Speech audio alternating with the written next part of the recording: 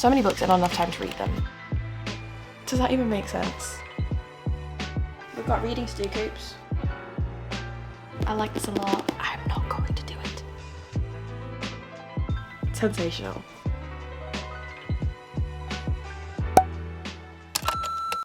Hello everyone and welcome back to another 24-hour readathon. I am under the weather, so we're going to spend the weekend at home, relaxing, resting and reading. So we're going to do this how we always do here on this channel. If you've never seen a 24-hour readathon, you don't know how they go. I have an entire playlist of these that's very fun to binge watch, but we read for 12 hours on a Saturday, 12 hours on a Sunday. We start a timer and it gets paused anytime that I'm not reading. So we're recording 24 hours of active reading time. And it's essentially just a way for me to read my books in one sitting, which is my personal favourite way to read the books, and also get through my TBR, because there are too many books out there. So many books and not enough time to read them. And the 24-hour readathons are just a fun little reading challenge where I get to read my favourite books. So, what are we reading? Like always, I can mood read and change, but this is kind of the TBR that I picked of books that I want to read, and then we'll see how I feel. I could swap some options out, but I always need a TBR for these challenges because the worst thing is trying to think of what book you want to read after finishing a book in a reading challenge. So I've got Soul Searching by Lila Sage, Real by Kennedy Ryan, Bloodmarked by Tracy Dion. I have a proof copy of People Watching by Hannah Bonham Young. I think this is what I'm going to start first with. The Rebel and the Rose by Catherine Doyle, and Wrath of the Dragons by Olivia Rose Darling.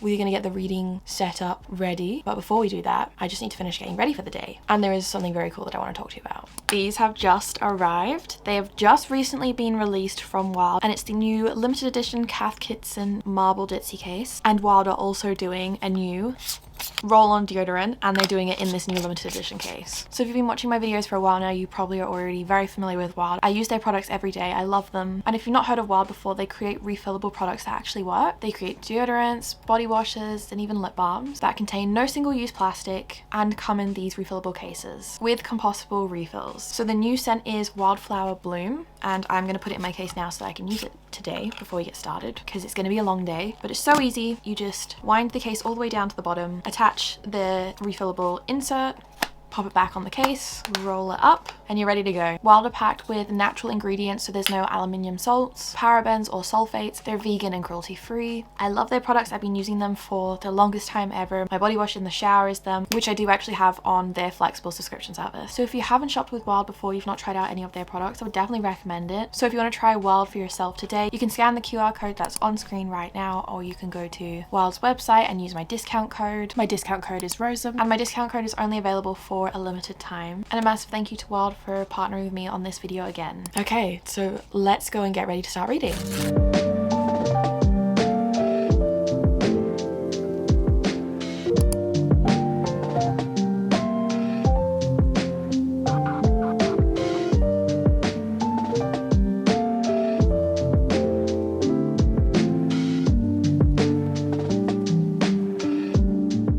We're around an hour and a half in, just under 150 pages, so we're getting close to halfway through, but I'm really enjoying this. And obviously, I realized I forgot to tell you what it is. So we'll read the blurb together and then we'll have a little talk about the book. So it says, introducing Prue and Milo in the brand new heartwarming and spicy Strangers to Lovers rom-com and the start of a new duet from a viral TikTok author, Hannah Bonham Young. Very intrigued about the fact that it's a duet because I didn't know that going in, but I can't wait to see how that sort of plays out. So it says, Prudence Welch has found solace in her introverted small town life. Despite once dreaming of something different, she now finds contentment in her routines, working, writing and caring for her mother who has early onset Alzheimer's. But as her mother's condition worsens, Prue feels her world slipping further out of control. Enter Milo, an enigmatic wanderer whose beat up van covered with ill-advised bumper stickers rolls into town just when Prue needs a change. It's all too easy to go with him, and they strike up an unlikely friendship, which leads to a wild and sexy agreement between them. But as their temporary arrangement blossoms into something deeper, Prue and Milo discover that getting out of their comfort zone is one thing.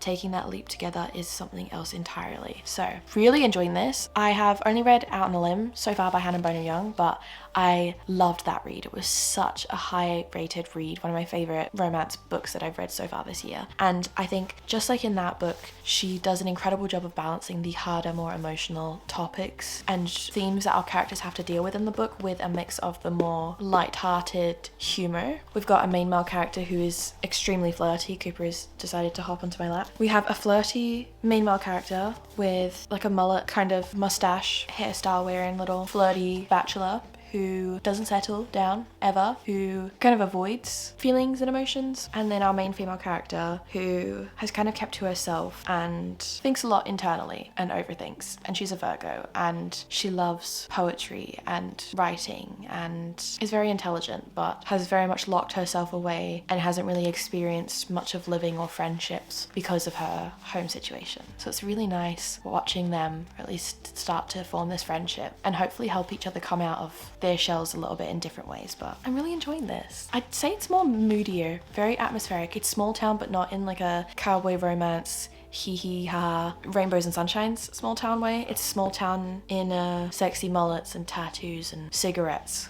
way. Does that even make sense? The tone of it feels a little bit more adult, darker, smokier, and it's definitely spicier than Out on a Limb. Not that there is spice happening early on, because we do get a slow burn so far, but characters are thinking spicier things. There's more spicy things being thought, said, discussed on page quite early on. Maybe that's how I'd put it, but I'm gonna keep reading. 2/3 of the way through this book.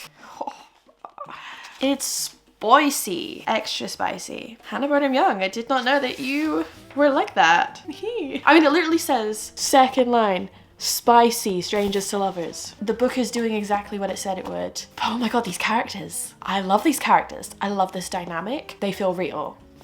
And I'm excited to see how it's going to end. When I was this part of the way through Out on a Limb, I was like, there's so much that needs to be said before wrapping up. So I'm wondering if the ending of this, like a lot is going to happen, but also because it's going to be a duet, does that mean that this is part 1 and their story will continue in a part 2? Also, there are so many fascinating characters in this. I want every character's story. I want more. I like this. I like this a lot. This is a great way to start this readathon out. This is so fun.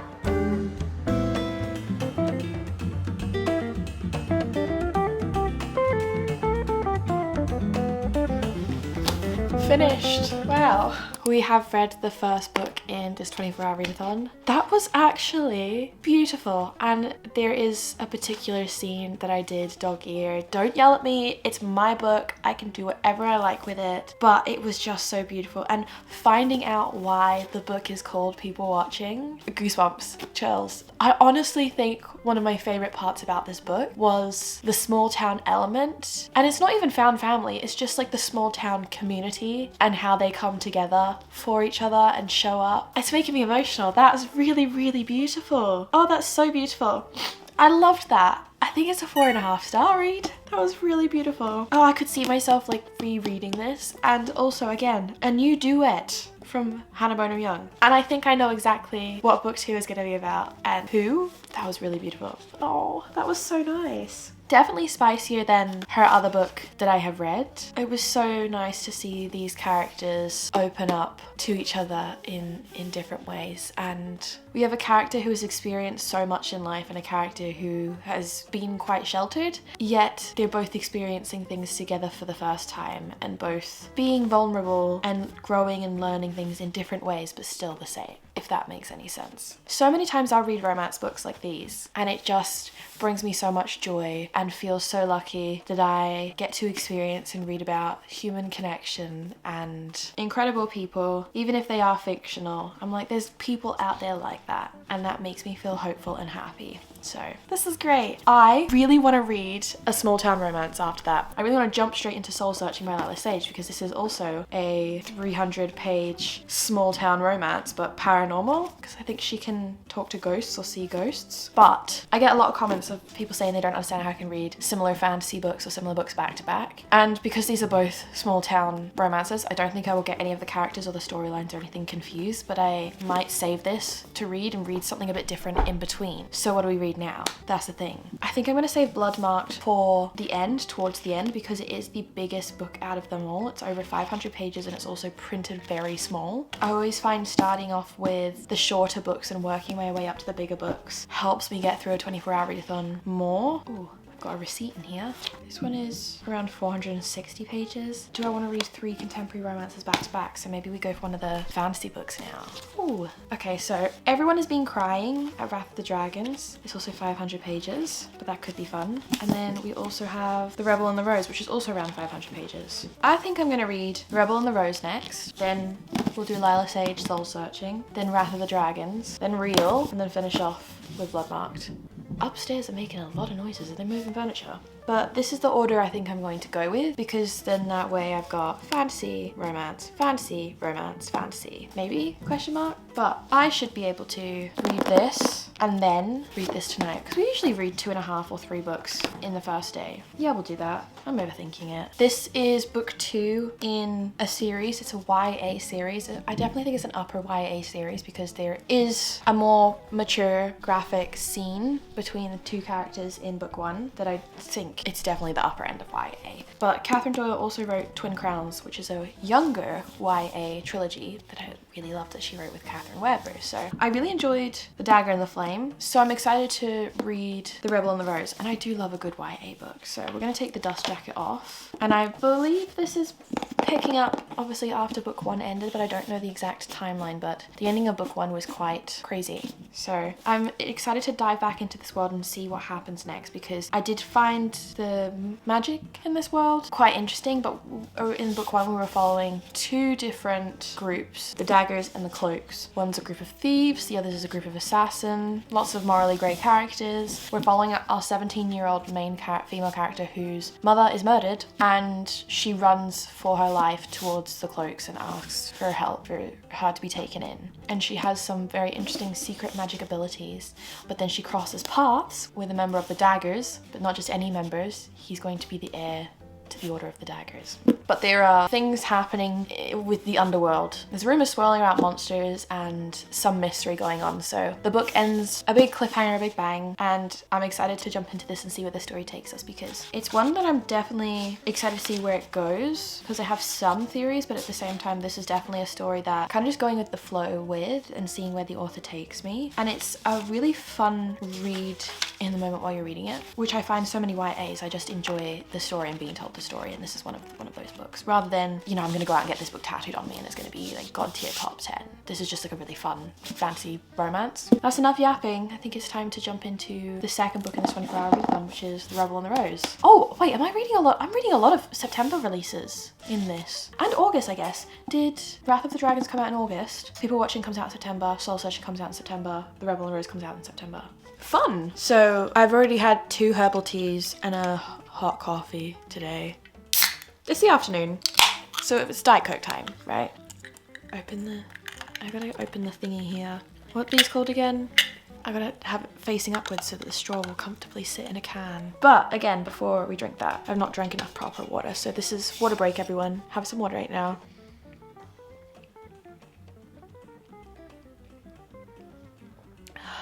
That's really nice. That feels like the right amount of water to have. All right, back to reading. Let's start the book, yay.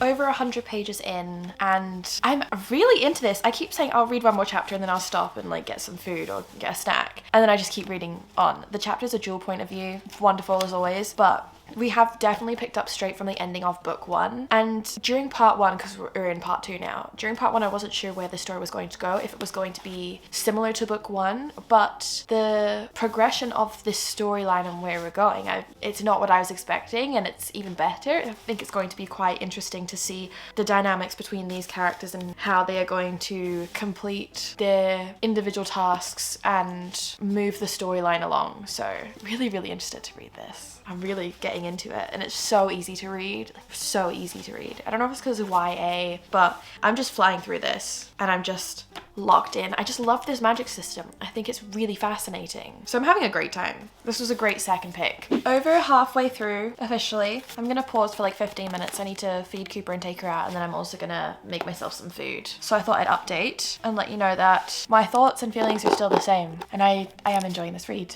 I do like Ransom. I do think the MMC in this is just pathetically obsessed with the FMC. Like true, properly, non-stop 24/7 thinks about her yearning level of pathetic. And I love it. I am so here for it. But the storyline is progressing and it's getting more interesting. I love this type of fantasy storyline where we have intriguing history and background around the magic and power. So I'm just going to continue reading and pick this up once I've stretched my legs.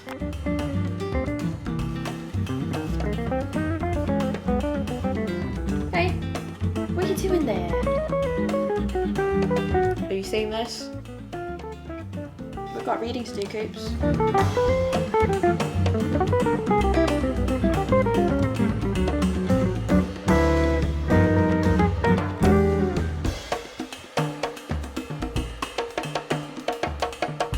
We're getting close to the 100-page mark to go, and such a good plot point has happened that I was not expecting.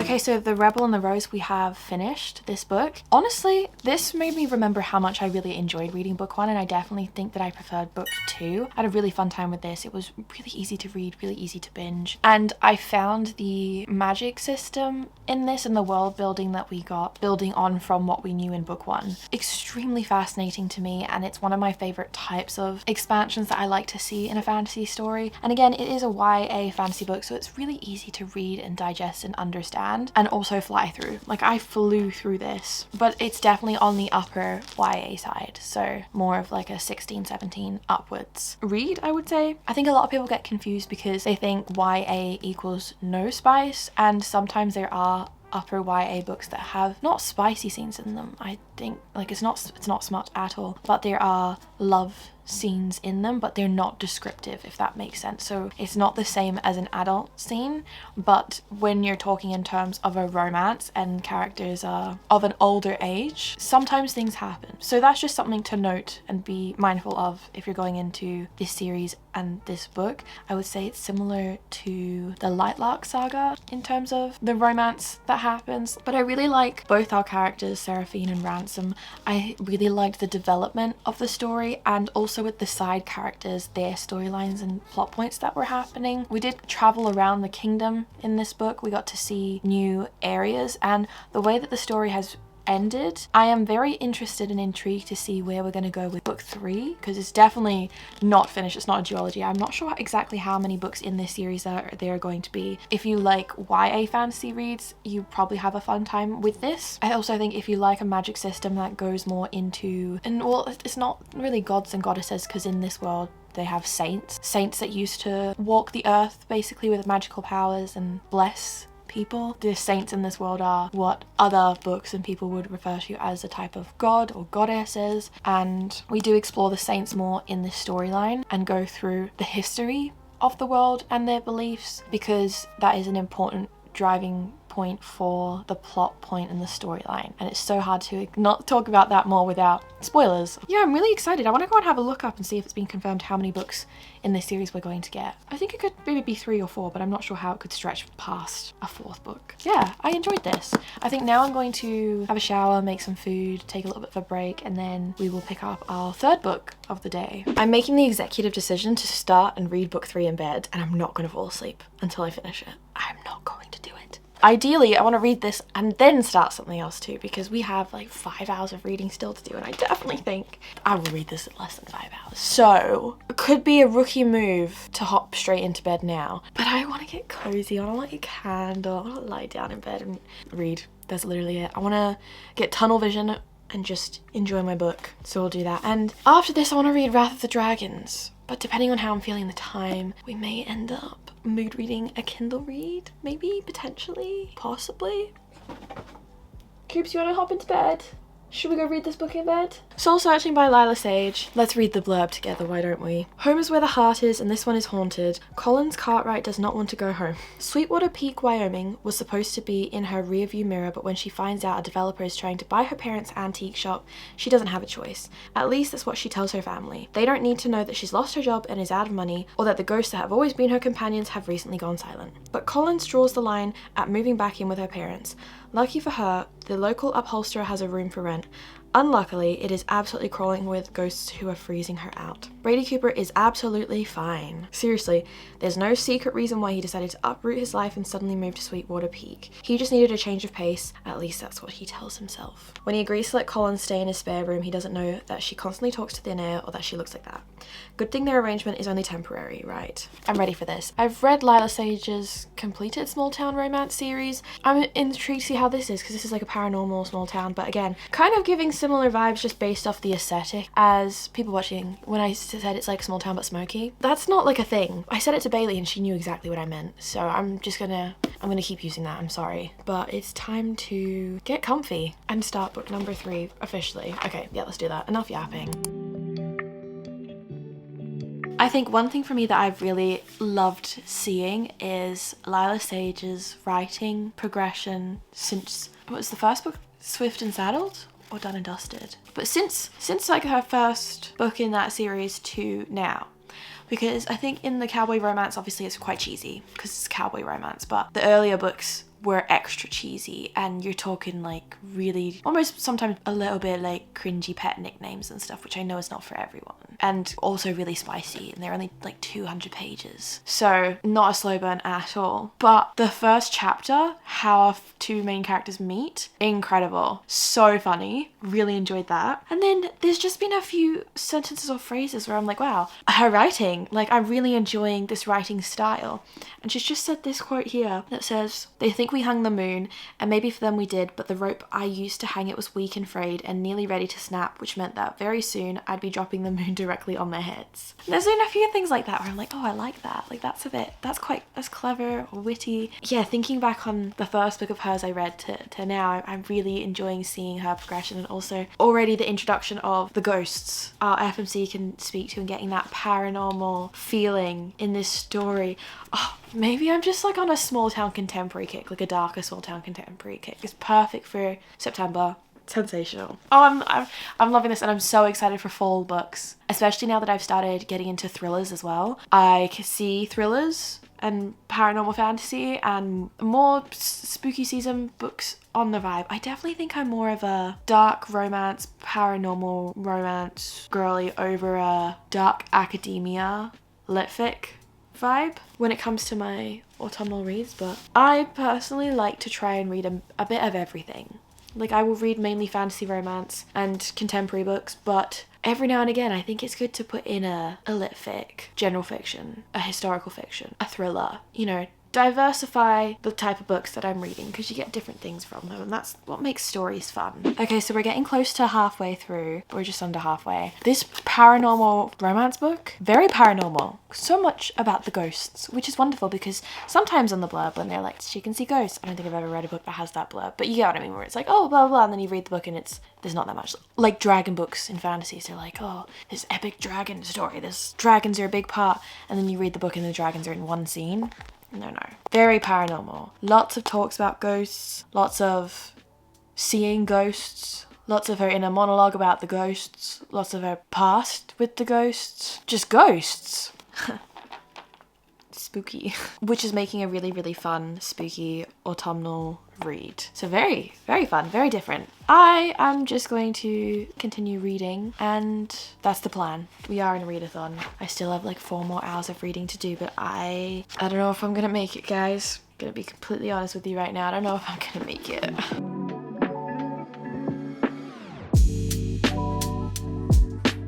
Hello everyone, it is the next morning. We actually only got to 13 hours on the timer, so we read for around 11 hours yesterday and we're gonna have to read for 13 hours today. Running a little bit behind, but that's okay, because we have the time to do that. The curse of hopping into bed. I just was ready to clock out and go to sleep, but this was really, really fun to read. It's under 350 pages, but so much happens in it. I don't know if the word count in this was higher, because compared to other Lila Sage books, which are quite short and they feel short when you read them, this felt longer. We had a lot of development with the characters individually and then also together, which was really, really fun to read about. And the dynamic between the 2 characters was not at all what I was expecting. Like our female main character, I think she's supposed to be she's quite snarky and she just says things straight up as they are. And I think she can be viewed as quite unlikable because of her story and the way that she acts. Like she openly admits that she hasn't treated people very well, and she's been quite selfish in that way, but there is a reason why she is the way she is. So watching her open up to herself, the reader, the MMC, the family around her, it was really, really pleasant to read. It made her feel more real, and our MMC was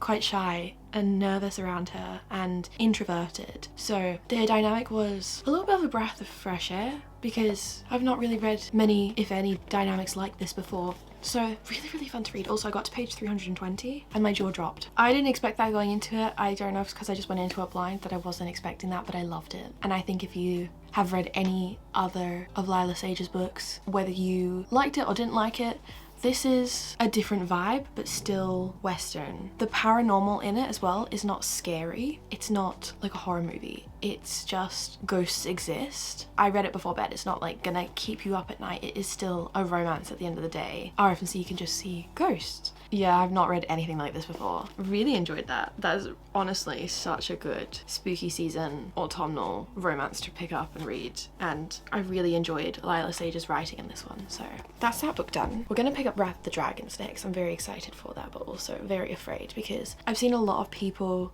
cry over this book and say it gets quite emotional, so I'm a bit nervous to read it but also excited. So that's the first book we're going to pick up today, and I'm just going to put my headphones on and start reading. Tea.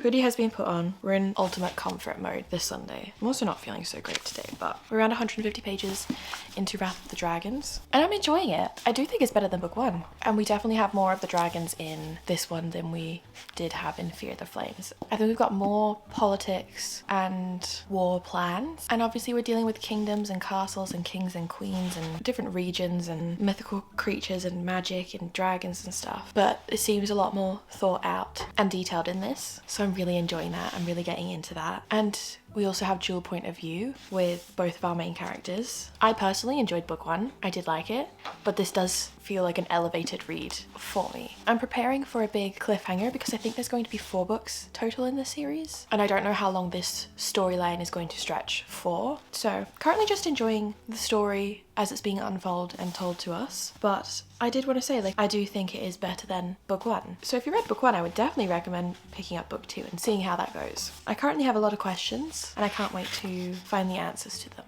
I also just love how pathetically obsessed Caden is. Like, he genuinely is just one of the most pathetically obsessed book boyfriends that I've read in the best way possible. He's literally physically, mentally, emotionally on his knees for his woman. Who doesn't want that? So we're currently over 300 pages through the book. We've got less than 200 pages to read, but I'm really in the mood to clean. Like, I want to give the apartment a deep clean. I'm also feeling a bit sleepier than I was yesterday. I'm 4 books in, so it's normal for my brain to be lagging a little bit at this point. But this is also the biggest book that we've read in terms of like page font size and page count, probably word count as well. So I think I'm going to take a little break, but not take a break. Like, I think I'm going to put the book down and I'm going to clean my apartment, but I'm going to listen to the audiobook to continue it and then jump back into this and finish up this story. I think I need to move a little bit and do something. So I'm going to clean the apartment now and continue on. I'm going to check Spotify or BookBeat so I can listen to a little bit of the audio, because both of those work by hours rather than credits to download whole books. Okay, yeah, we're 60% of the way through the book, so I'm gonna do some cleaning now and listen to the audiobook.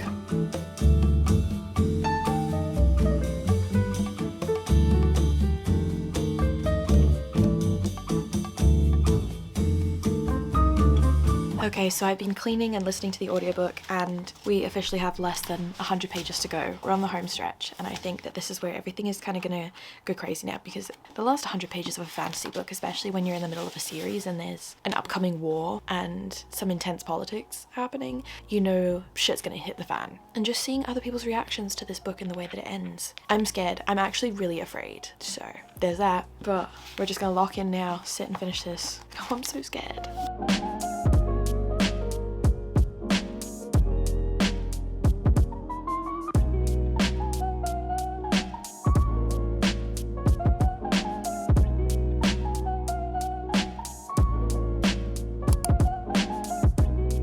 Guys, Wow, the last like 4 chapters, oh my goodness, I don't even know if you can see, but I actually have goosebumps. Do you see the goosebumps? I got really teary because I thought I knew what was happening, but no, it was more emotionally traumatizing than what you think. That is crazy. Like that is actually sickening. That's insane.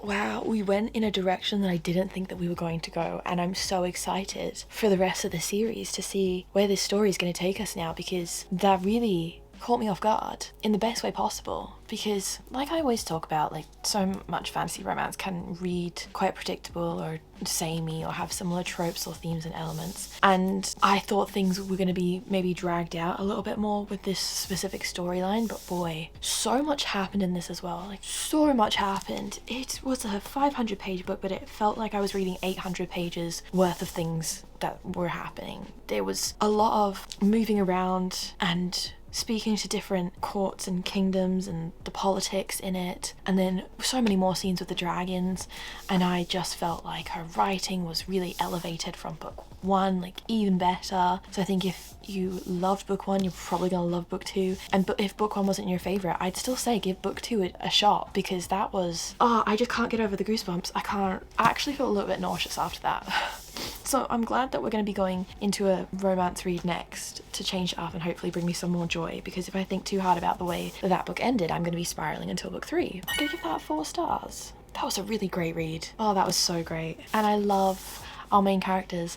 I genuinely really root for them and think they are really likable, especially compared to like other book characters that usually aren't, or I love one but not the other. I actually want them both to be happy, and I'm rooting for them and I like them. Alright, next book. We're going to pick up Real by Kennedy Ryan. I need to walk Cooper Feeder, have a shower, so I think I'm going to start out by listening to the audiobook, because this is one where so many people said to me that the audio for this was incredible, but I can't listen to contemporary romance or even like spicy romantasy. Any books that have a lot of spicy scenes, or yeah, I can't listen to them. They have to be skipped.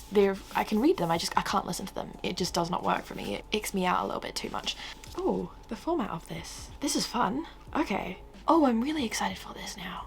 Okay, I'm really excited for this, but everyone recommended me to listen to the audiobook, so I might start off by doing things I need to do, as mentioned, listening to the audio, and then sitting down and reading the rest of it. So we're going to do that. We're definitely not going to have enough time to read 2 whole books, but I think we'll have enough time to finish this and then start this, which is great. But also, it depends on how late it is. I might pick up a shorter Kindle read instead. So we'll just kind of see how the timer goes for the last book, but this is the 5th book we're starting now. Wow, yeah. 5 books in, and we still have like 7.5 hours to go. So I'm about 7% in, which is under 50 pages. Feels like nothing, but this book is formatted so it's like, how do I explain this? I feel like you can never really tell on camera, but it's an interesting font, very small together, but then it also goes really close to the edges. It's gonna be interesting to see how this one reads, but it's also a floppy paperback, which, as Fun says, is to do with the grain of the paper. But I'm enjoying this so far. I love books and stories about Hollywood and the industry, so I'll be interested to see how this goes, but I really like it so far. And I've enjoyed Kennedy Ryan's descriptions, because a lot of the contemporary romance books that I read and I'm used to are like Ali Hazelwood, where she's wearing a burgundy cat sweater with galaxy leggings. You know, it's very millennial, it's not super fashionable. Or books like Magnolia Parks, where it's just over the top designer and it's part of the character.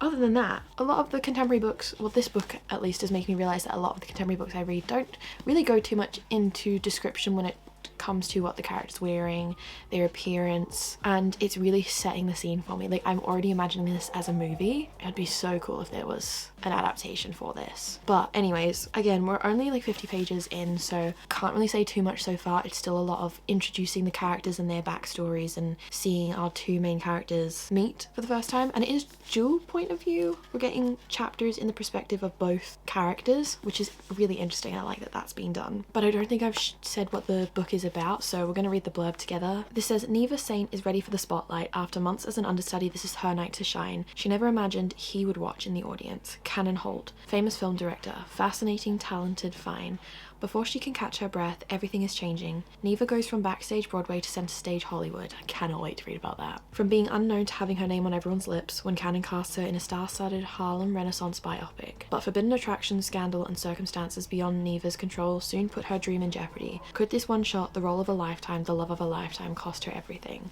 I'm very excited. This is so up my street. I bought 2 copies of this book and gave one to my friend Becca. I gave her a couple of just like fun romance books that I have read, and then this was one that I gave her that I hadn't read but I wanted to read myself, and she read it before me and she said she enjoyed it, so I can't wait to keep reading and see how this progresses. So I'm gonna put my headphones on and sit through in the living room and finish this book. We'll finish it. We'll just read it. We're gonna read it together, obviously. That's what we're here for. It's what we've been doing for the entirety of the video so far. Back to reading we go. I have like 100 pages left to go, guys. Wow, I've been so consumed and stuck with this story. But again, dog-eared pages of some things that I want to talk about.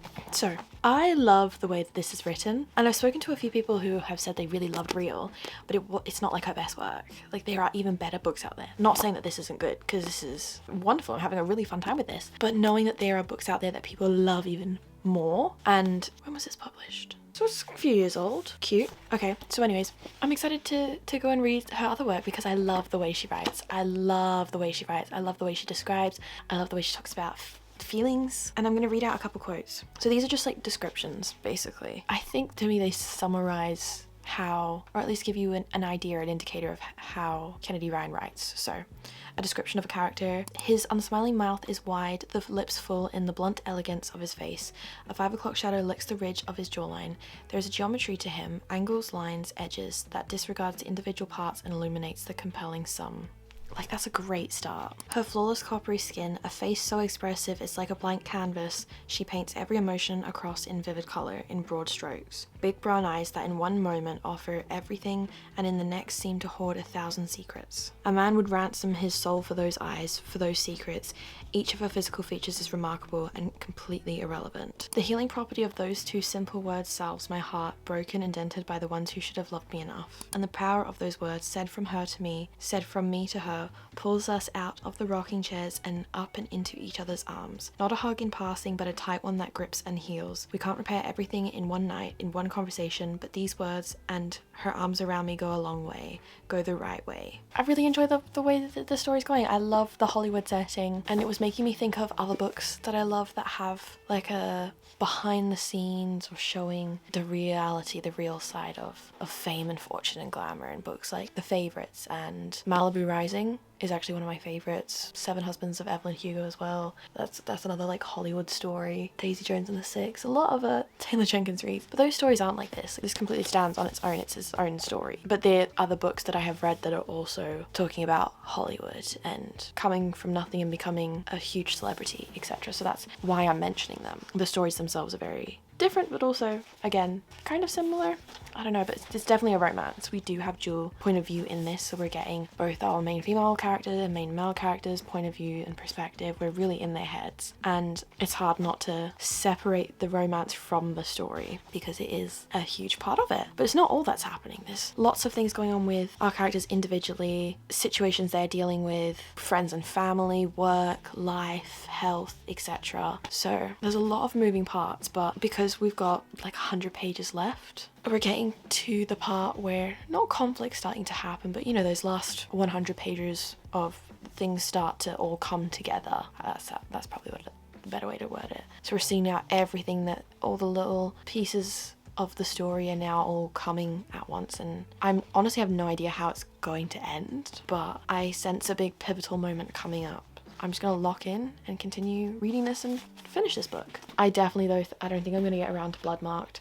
I think I'm only going to have enough time to maybe start a Kindle read in bed because it's getting late and I am missing my Kindle. So we'll see what we're feeling like after we finish this, or how long this takes, how much time we even have left, because again, this one is taking me, my reading today is taking me a little bit longer, but I'm still having as much fun as I was yesterday and still enjoying it.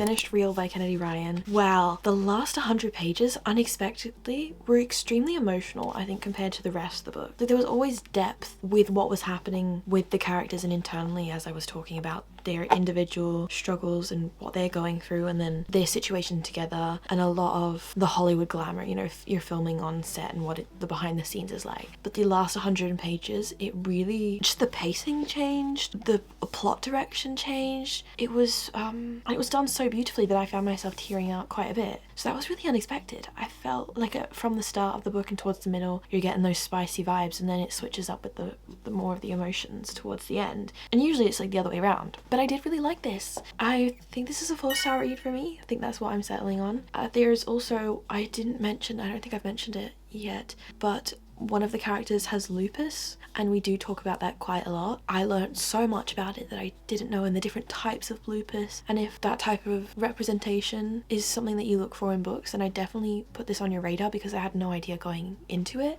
and I learned quite a lot. I really liked this read. My first Kennedy Ryan book. That was really fun. I'm definitely going to be adding more of her reads to my TBR and checking them out. That's very exciting. Now we have 2 hours and 41 minutes left on the timer to read, and I'm going to hop into bed and read on my Kindle. Like, Cami is already in bed asleep. So I'm going to read on my Kindle for the next like 2 hours and 40 minutes, and then go to sleep and call it a day. But I just know that I will barely get into Bloodmarked, and I kind of want to save this to read in a vlog. Whatever I read now, I'm just going to be reading in bed in my Kindle in the dark, and then we'll recap tomorrow once obviously the time is gone and I've slept. And I think that would do this book a disservice. So I'm going to put this one on my TBR for my hopefully next reading vlog. So I think I'm just going to go with a contemporary romance Kindle book, and I've been making my way through one of Elle Kennedy's college sports romance series, and I already have it downloaded on my Kindle, and it's just under 400 pages. So I think I'll be able to get the majority through, at least maybe like 60% of the way through, with this 2 hours and 40 minutes to read it. So I think that's what I'm going to do, because I also finished book 1. What is it called? The Risk? Briar U. Okay, so I'm reading the Briar U series. I started The Chase at the end of August, but I finished it at the start of September, and I'll probably just continue by reading The Risk, because that, I feel like, is really easy to read in bed at night time. My brain's switching off a little bit, and I want to be able to give Bloodmarked my full attention. So The Risk is the second book in, like I said, the Briar U series, which I think is like a spin-off for the Off-Campus series. It's like same world, there's characters overlapping. The first book in the Briar U series follows a sister of one of the main male characters in the Off-Campus series. We already have met the characters that book 2 is going to be on, The Risk, that I'm about to pick up, and it's interconnected sports romance series. So I did read the Off-Campus series earlier this year. When did I read it? I don't even remember when I read it, but I read it earlier this year. 4 books in there. There's a 5th book called The Legacy, but everyone said to read Briar U before you read The Legacy, because I don't know if Briar U is like sums both of those series up and has characters that cross over. So it's always been on my radar to read, and because I've already read the Windy City series and then I'm up to date with the DC Stars series, I've gone back to that as my sports romance. So I do also really want to read Collide, and I have a ARC copy for Revolve, because I read Spiral, which is book 2 in the Off the Ice hockey series, but I also keep forgetting that I have Icebreaker and Wildfire to read. Okay, yeah, I really need to make my way through my sports hockey books, because I've got quite a lot of them. But The Risk, the Briar U series, I have on Kindle, and I don't have any of the other books on my Kindle to download, because this is another thing, we're getting so off track here, doing a little detour. A lot of people ask me, how do I decide if I read a book physically or if I read it on Kindle? Usually if it's on Kindle Unlimited, I'll just read it on Kindle Unlimited, and I won't buy physical copies of the book unless they're 5-6 star books that I love and I'm obsessed with. So books that I have physical copies of, I don't usually read on Kindle, unless sometimes a publisher will send me copies of like new releases or books. I'll buy a book and not realize that it's on Kindle Unlimited accidentally, and then I'll sometimes pick it up on Kindle. So that's also another thing. But usually the books I have on my Kindle, I don't have physical copies of. If the book's for free on Kindle Unlimited, I usually won't buy the book, I'll just read it on Kindle Unlimited. But anyways, we're so off track here. I'm going to hop into bed and start the 6th book of this video, and then tomorrow we'll do a recap and talk about how far into that book I got and thoughts and everything. But for now, I'm tired. I enjoyed our last read. Also can't believe how many books we've managed to get through in this readathon. I mean, it's pretty pretty consistent, and I've had such a great time with some fantasy romance, YA fantasy romance, small town contemporary romance, paranormal romance, contemporary romance, and now we're gonna go into a ice hockey. More contemporary books than usual. Usually we do a lot more fantasy books with maybe 1 or 2 contemporary books, but we've only had 2 fantasy books in this readathon so far. That's all good because hopefully I'm going to be continuing some fantasy series that I'm in the middle of soon. Whoa, that scared me. That was Siri. My heart's going pitter-patter. That was... Whew. Alright, I will catch up with you guys in the next clip. So it is obviously the next day, the readathon is finished. The timer did go off. We read 6 books. So I did get over 60% of the way through. I think it was around 245 pages through The Risk by Elle Kennedy, but I decided to stay up another hour and just finish the book. So we read this book in 4 hours and 6 minutes, but that goes over the 24-hour mark, but we did read all of the books. In 24 hours, we read People Watching by Hannah Bonham Young, The Rebel and the Rose by Catherine Doyle, Soul Searching by Lila Sage, Wrath of the Dragons by Olivia Rose Darling, Real by Kennedy Ryan, and then I also finished it up by reading The Risk by Elle Kennedy. I did actually really enjoy this, by the way. This was a 4-star read. I preferred it to the first book. In the Briar You series, I really like these characters, but my goodness, Elle Kennedy books are definitely just cheesy guilty pleasure reads that are also spicy. And that brings us to the end of the readathon. I'm done. Woo! So it's time to end this video here. We read 6 books and had a really good time. For anyone who's curious, I am also filming this week a TikTok, how many pages I read in a week TikTok. So those 24 hours of reading equaled 2,380 pages. So I did a total of maybe like an hour and a half of listening to audio, which is a bit slower than my reading speed. So still around the 100 pages in an hour. That's a lot of books. That's a lot of reading that we did. That doesn't include this whole book, by the way. That was just like the full what I read in 24 hours. And another readathon done. Awesome. And if you've made it all the way to the end of this video, comment below a heart emoji, and I'll see you guys in the next one. Bye.